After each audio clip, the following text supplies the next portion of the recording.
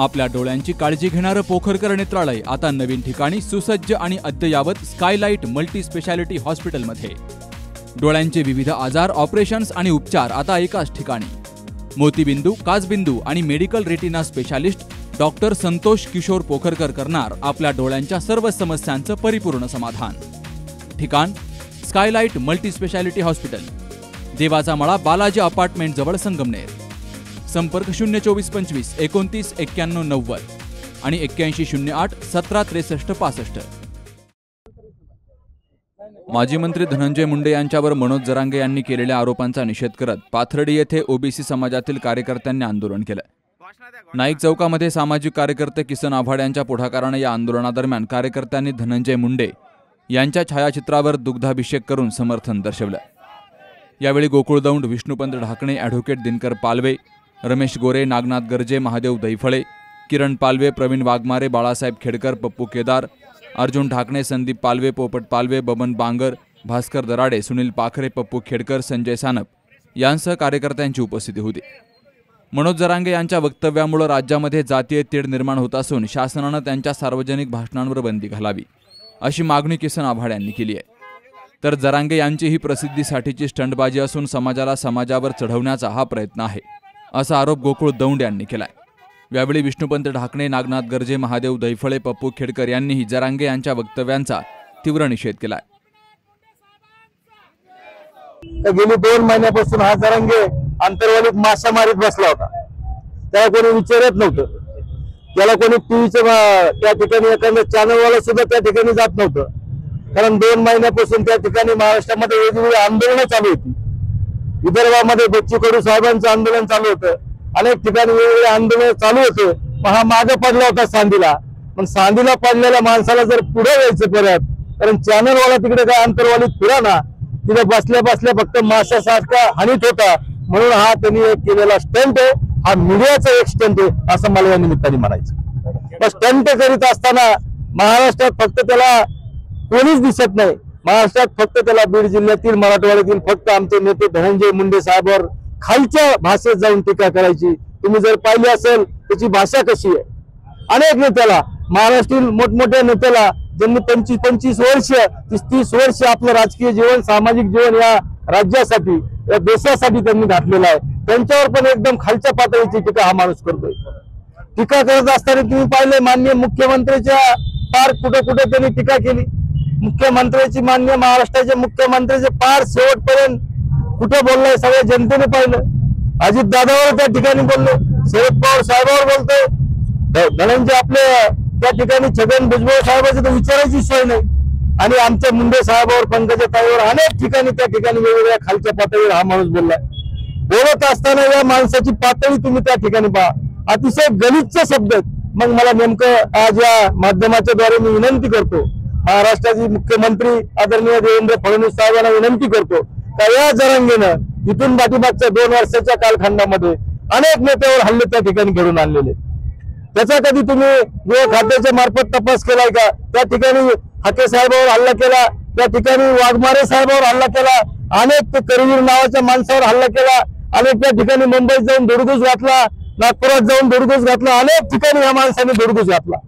मग मला मुख्यमंत्री साहेबांना विनंती करायची का या लोकांनी जर या जरांगेने एवढे फूस लावून जर एवढे हल्ले केले असेल तर तुम्ही त्याच्या विरोधात काय कारवाई केली हे महाराष्ट्र जनतेसमोर महाराष्ट्राचे मुख्यमंत्र्यांनी सांगावं असं मी सर्वांच्या वतीनं आणि मीडियाच्या द्वारे हे जर आदरणीय मुख्यमंत्री साहेबांनी पाहिलं तर या विषयावर सुद्धा लक्ष देऊन गांभीर्यपूर्वक त्याच्यावर त्या ठिकाणी गुन्हा दाखल जरांगेवर झाला पाहिजे।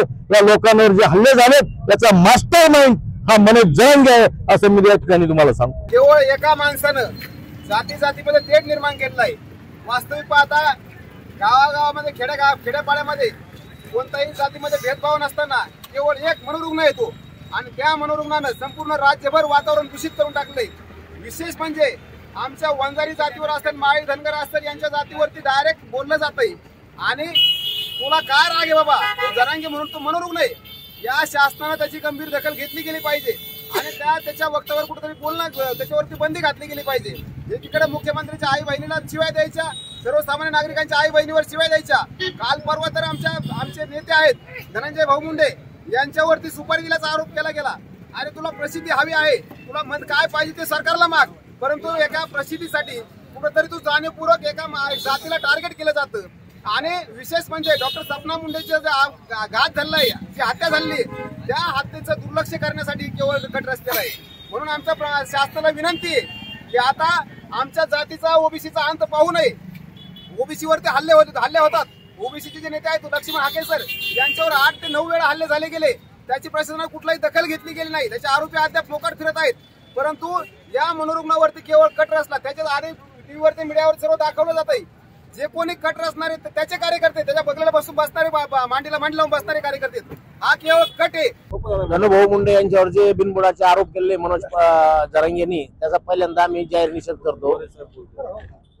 आणि त्याला किती ज्ञान आहे, तू कोणावर बोलतो? जो माणूस 1.5 लाख मतांनी निवडून येतो त्या लोकप्रतिनिधीवर तो असं गलिच्छ आरोप करतो, याचा आम्ही तीव्र शब्दात निषेध करतो.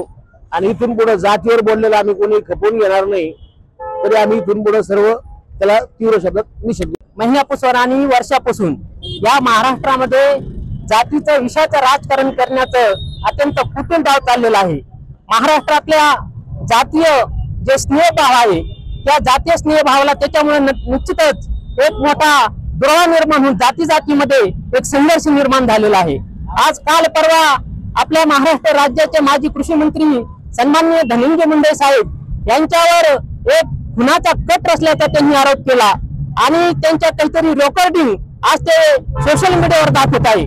खरं तर विचार जर केला तर आपल्यासारख्या सामान्य माणसाला सुद्धा एक कळतं की एखाद्यावर जर आपल्याला खोटं डाव जर करायचा असेल तर आपण फोनवर बोलत नाही.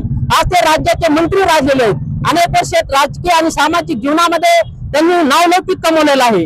आणि असा माणूस कधी जर एखाद्यावर खुनाचा कट करायचा असेल तर तो कोणाला फोनवर बोलून अशा पद्धतीने कधी हा कट रचला जाऊ शकत नाही. इतकं ज्ञान धनंजय मुंडे साहेब म्हणला नाही, असं होऊ शकत नाही.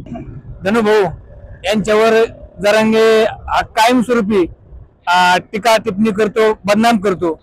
मला मीडियाच्या माध्यमातून एकच सांगायचंय का आम्ही आजही तालुक्यात ह्या ठिकाणी असलेले असंख्य कार्यकर्ते हे सर्व मराठा, वंजारी, ओबीसी सर्व समाजात राहणारे, गोवा वंजारी राहणारे लोक आहेत.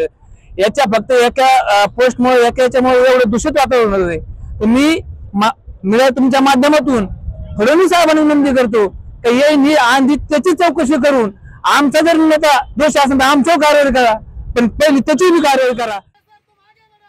आंदोलनकर्त्यांनी मुख्यमंत्र्यांकडे जरांगे यांच्यावर त्वरित कारवाईची मागणी करत राज्यात सलोखा टिकवायचा असेल तर समाजात द्वेष निर्माण करणाऱ्यांवर कठोर पावलं उचलावीत असा इशारा दिलाय. अमोल कांकरियासह Mukund Lohia, C news Marathi, Pathardi. SK tyre CEAT shoppe. CEAT टायर्सची अद्ययावत अधिकृत भव्य शॉपी आता संगमनेरमध्ये. सर्व कंपन्यांच्या दुचाकी, 4चाकी, ट्रॅक्टर, ट्रक आणि इतर वाहनांसाठी सीएट कंपनीचे टायर आणि ट्यूब होलसेल दरात. दुचाकी आणि 4चाकींचे कम्प्युटरद्वारे डिजिटल पद्धतीनं अचूक 5D व्हील अलाइनमेंट आणि बॅलन्सिंग, ॲडव्हान्स आणि स्क्रॅच फ्री टायर फिटिंग यंत्रणा, tyre replacement, TPMS support, run flat आणि ट्यूबलेस टायर्स उपलब्ध. योग्य टायर सिलेक्शन आणि इन्स्टॉलेशनची खात्री, नायट्रोजन फिलिंग आणि POC. तेव्हा आजच भेट द्या. SK tyre CEAT shoppe, Pravara service station समोर, संगमनेर खुर्द, तालुका संगमनेर. प्रोप्रायटर सूरज चंद्रभान गुंजाळ. संपर्क 8657 12 11 12.